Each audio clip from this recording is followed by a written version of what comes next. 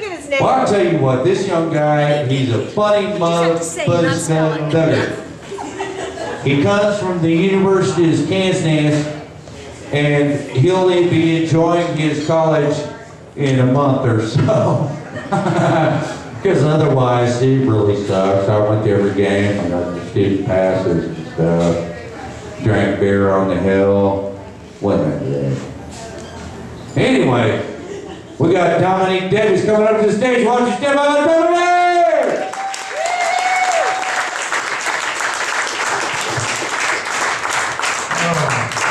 Man, you called me a goat fucker. I would never call your sister a goat, bro. I would never do that. She's a respectable lady. How y'all doing? Is anybody here voting like they definitely know who they're going to vote for? Just a couple people? I'm not going to vote at all. I'm just going to be real with y'all. Like, none of the major problems that they're talking about affect me. Because healthcare, I can stay on my dad's insurance till I'm 26. Straight marriage is legal everywhere. And they're talking about a recession. I pre-ordered video games and I saw 300 people lined up outside. I'm damn sure that we're doing all right. Because that was for 2K13 and I'm sure everybody's light bills was paid off on time. That way the TV works still. Nah, but growing up with my dad, let me say this first. Is anybody divorced, going through a divorce besides David?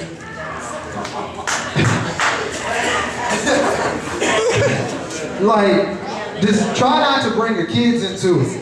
Because like, I was trying to play Madden and my dad comes into the room and he sits there and he was like, how come your mom's in a relationship on Facebook? So I was like, all right, I got a couple choices here. I can be honest with him and say, you know who she's dating? It's Randy. He helped her move out. You know who it was. But I decided that I had to sit here, because if he gets mad, he tries to clean the whole house. So I was like, she's in a relationship with Jesus. Yeah. And he just sat there and thought about it. I thought I got off the hook. He said, so Jesus can see other people and I can't. Boy, we gotta go clean that living room. But I sat there and like, I just kind of got so boiled up with it that I was like, you know what, Dad? She's with Randy. Maybe it's because he has game and you don't. And he was like, oh, so I ain't got no game. I know the game. I was like, game recognized game, and you looking kind of unfamiliar right now.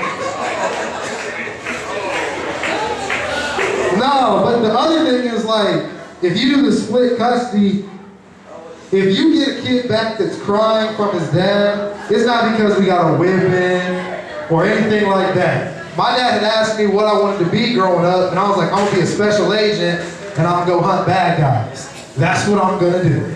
So he was like, all right, I came up with this game that we can play, and it'll be like your training. I call it Stakeout. Man, I got tired of sitting outside the club waiting for Mom to walk outside. Like, that wasn't no game. He was just trying to find out where Mom was. I call him back, hey, she just left the club, go follow her. Man, she has a car, I'm on my bike. Man, she drove 2 miles out here, I'm tired. Nah, but then, like, also growing up, my dad didn't really give me like that whole sex ed talk. He was just kind of like, go into the world, you can learn by trial and error. Well, next week I'm on trial for one of those errors, but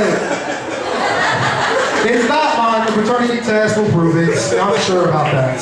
No, but my uncle, he's my favorite uncle. He's already told me kind of what's going to happen in the trial. And like, he knows when he's going to die. The exact time, place, and how he's going to die. Not because he's a psychic, but a judge told him last year. So, I mean, it's pretty nice. We don't have to guess about it. But now I've moved to Lawrence, like Bart said, wherever he took off to. But Lawrence is a huge party town. And with all the whole never drink and drive and don't text and drive, how about we push drive out and combine drink and text, and you don't do that? because I was trying to text my girl. All I was trying to do was say, you know, I care about you, I can't wait to see you later, I want to be with you for the rest of my life. And I sent it to my aunt. Oh, y'all laughing now. I got a family intervention to go to as soon as this is done. I gotta sit over there and be like, Saressa, you know I wasn't trying to text you, you know that! Come on! God! Nah, but the other thing is, I'm a part-time student, I only go to class 2 days out of the week. So the other days, I'll go downstairs, I'll meet the mailman, because he's an older dude, so like, nobody's really trying to talk to him. I thought I might cheer his day up. He came up to me a couple days ago and he said that he was retired. And I was like, oh dude, if you would have told me sooner, get you a gift or something, you know, say thank you. He was like, oh, you don't have to, Mrs. Johnson took care of that. I was like, how did Miss Johnson buy my gift? Like, that don't work out. He said, no, let me tell you. I went to deliver her mail. She opens up her front door, standing in nothing but a negligee. Invites me upstairs, up into her bedroom. I have the best sex I've ever had in my life. I'm laying in bed, she goes downstairs. I come downstairs later, she has a full breakfast made. Waffles, eggs, bacon, everything that you could think of. Then she reaches into her wallet and grabs $1. I was like, Mrs. Johnson, you just given me the best sex I've ever had in my life. You just made me this delicious breakfast. I can't take your $1.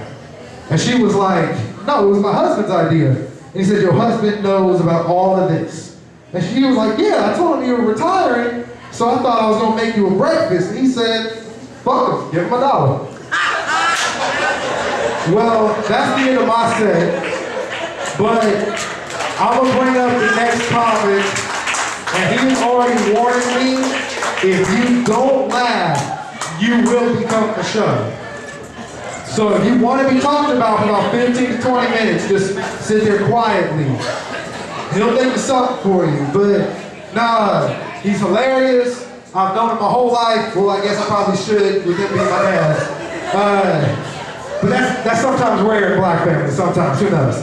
But give a hand up for my dad, Ed Davis.